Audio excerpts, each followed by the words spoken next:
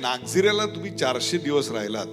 त्या 400 दिवसात तुमच्या बरोबर कोणीही नव्हतं. हो. आणि तिथे काही GPS वगैरे काही चालत नाही, मोबाईल काही चालत नाही, काय लाईट नाही, काही नाही. मग तुम्ही अन्नाचं काय केलं, हो. सुरक्षेचं काय केलं, हो. संवादाच्या गरजेचं काय केलं? हो, मी सांगितलं ना, मी ते गलगल्यांसारखं स्वतःशीच बोलायला लागलो होतो. शेवटी पुरंदरे चला डावीकडे बघा, किरण्या अरे काय करतोयस, कुठे पाय दिलायस, असो.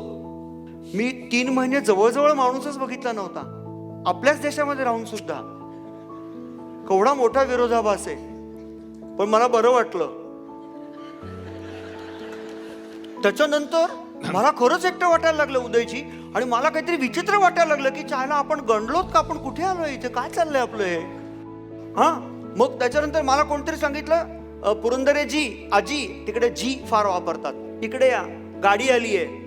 आणि मी त्या दिवशी हातातलं सगळं काम सोडून धावत मुंबईतून त्या गाडीतून आलेल्या पर्यटकांना भेटायला गेलो होतो. माणसं कसे दिसतात ते बघायला, कारण मी भुकेला होतो ना त्या काळामध्ये माणसांना भेटायला.